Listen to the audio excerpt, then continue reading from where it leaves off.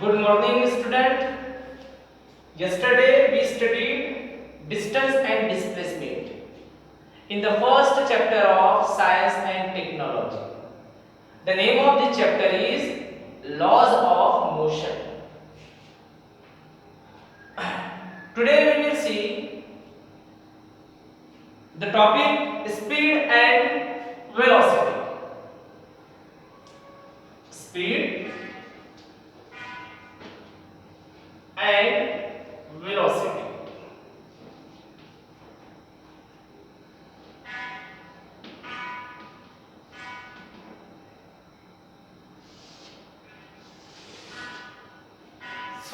जिस तरह से डिस्टेंस और डिस्प्लेसमेंट में डिफरेंस रहता है, सेम वही डिफरेंस स्पीड और वेलोसिटी के बीच में है।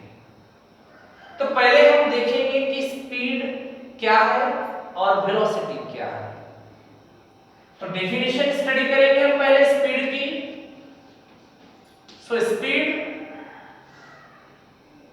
distance covered by an object per unit time is called as speed. क्या कहा मैंने अभी? distance covered by an object। हम यहां पर लिखेंगे डेफिनेशन पहले।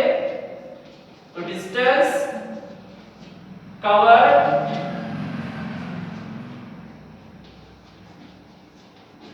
by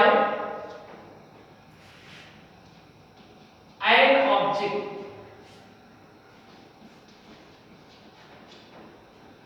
per unit time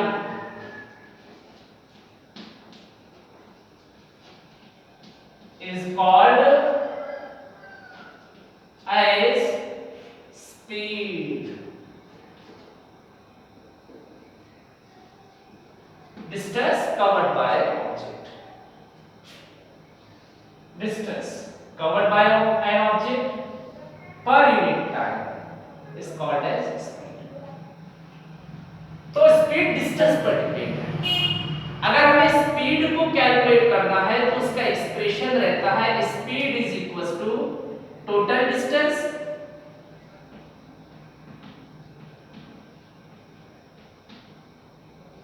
divided by time, total time।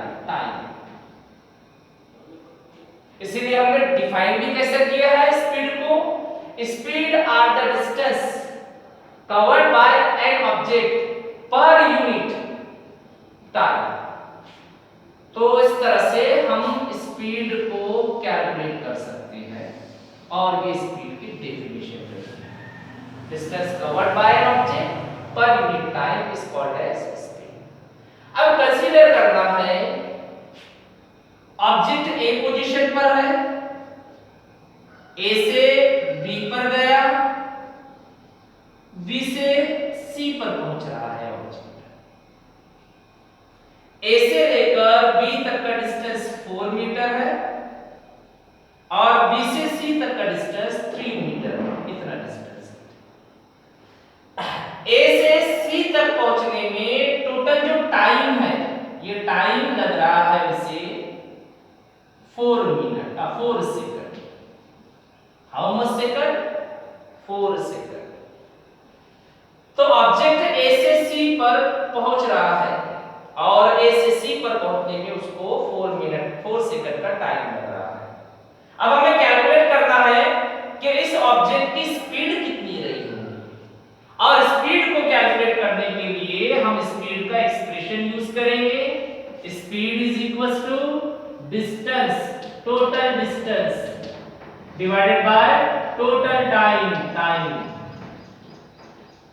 Total distance कितना कवर किया है ऑब्जेक्ट ने? ए से लेकर बी तक 4 मीटर और बी से लेकर सी तक 3 मीटर, यानी 4 + 3 मीटर। और कितना टाइम लग रहा है? 4 सेकंड का टाइम लग रहा है डिवाइडेड बाय 4। तो हमें स्पीड कितनी मिलेगी? 4 + 3 that is 7 divided by 4। 7 divided by 4 कितना हो जाएगा फिर? 1.85 क्या रहेगा? Metre per second. तो इतनी स्पीड अटेन कर रहा है। 7 को 4 से डिवाइड करना पड़ेगा। अब डिवीजन तो आता ही होगा आपको, नहीं भी आता होगा तो हम यहाँ थोड़ा सा देख लेते हैं। 7 4 अंडरस्टैंड? 7 4 1 जा 4, रिमाइंडर 3। डेसिमल पॉइंट देना है यहाँ एक 0 बढ़ाना है। 4 8 जा 28, No sir, 4 7 are 28. 4 7 जा 28, 4 7 जा 28. Then how much remain? 2 remain. Again give 0, then you will get 5. Then remainder is 0. It means the answer is 1.75 metre per second. इस तरह से हमें डिवीजन को परफॉर्म करना है और करने के बाद में यहाँ पर आंसर हमें देखना है। तो how much speed attain? 1.75 metre per second. This speed will attain by this object. Understand? So this is speed. क्या है ये? स्पीड। अब हमें स्पीड का यूनिट भी देखना है। Unit, the unit of speed is MKS means SI unit. अगर हमने देखा सिस्टम इंटरनेशनल SI यूनिट या फिर MKS यूनिट, दोनों में सेम ही है, मीटर पर सेकंड। और CGS यूनिट अगर हमने देखा तो स्पीड का CGS यूनिट सेंटीमीटर पर सेकंड रहता है। अंडरस्टैंड? तो इस तरह से हमें स्पीड को देखना है। अब वेलोसिटी है, बट वेलोसिटी तक पहुंचने से पहले हमें स्पीड को फिर से एक बार रिवाइज करना है और आपको मैं कुछ न्यूमेरिकल देता हूं, ये न्यूमेरिकल आपको सॉल्व करना है। Understand? So once again speed, distance covered by an object per unit time is called as speed. Expression speed is equals to total distance upon time, total time. Suppose an object starting from A, first it reaches to B and finally it reaches to C. So how much distance covered by an object? From A to B 4 meter and B to C 3 meter. So total 7 meter distance covered by this object. How much time? 4 seconds the object required to reach from A to C. And therefore the speed we can calculate as speed is equals to distance upon time, 4 plus 3 divided by 4, 7 divided by 4, the answer is 1.75 meter per second. Then unit, the SI or MKS unit of speed is meter per second.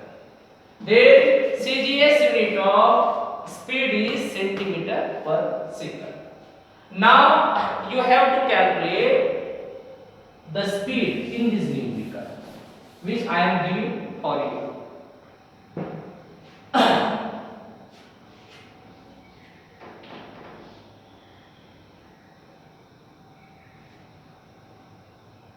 An object starting from A, first it reaches to B,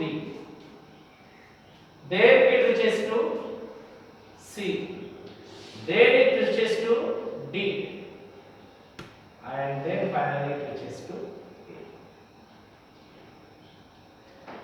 Initially object A से start हुआ, A से B पर गया, B से C पर, C से D पर और D से फिर A पर आ गया। तो आपको बताना है और A से फिर से A पर रिटर्न आने के लिए मींस एक राउंड को पूरा करने में इस ऑब्जेक्ट को 10 सेकंड का समय लग रहा है। कितना समय लग रहा है? 10 सेकंड। A से लेकर B तक 5 मीटर और B से लेकर C तक ये 3 मीटर, इतना डिस्टेंस है। Definitely this sides are parallel, ठीक है ना? और आपको पता है कि B से लेकर C तक का डिस्टेंस जितना डिस्टेंस रहेगा उतना ही D से लेकर A तक का डिस्टेंस रहेगा। ये भी मैं यहाँ बता देता हूँ आपको, 3 मीटर और ये है 5 मीटर। तो आपको कैलकुलेट करना है कि इस ऑब्जेक्ट की स्पीड कितनी रही होगी। ऑब्जेक्ट ने A से B पर गया, B से C, C से D और D से A, कितने टाइम में? 10 सेकंड में ए से लेकर बी तक का डिस्टेंस दिया है, बी से लेकर सी तक, सी से डी तक और डी से ए तक। Then you have to calculate speed. तो इसे कैलकुलेट करके देखो, कैलकुलेट स्पीड, कितनी स्पीड रहेगी। सो आज हम इतना स्टडी करेंगे, tomorrow we will see the velocity. Understand? आज आप स्पीड पर ही कंसंट्रेशन बनाए रखो और कल हम वेलोसिटी को समझेंगे। अगर स्पीड समझा तो वेलोसिटी आगे समझेगा। अगर इसमें कोई प्रॉब्लम आए तो आपको वेलोसिटी में भी थोड़ा सा प्रॉब्लम आ सकती है, इसलिए आप ध्यानपूर्वक टेक्स्ट बुक से भी इसकी स्टडी करो और जैसा मैं बता रहा हूँ उसकी ओर भी ध्यान दो। So have a nice day,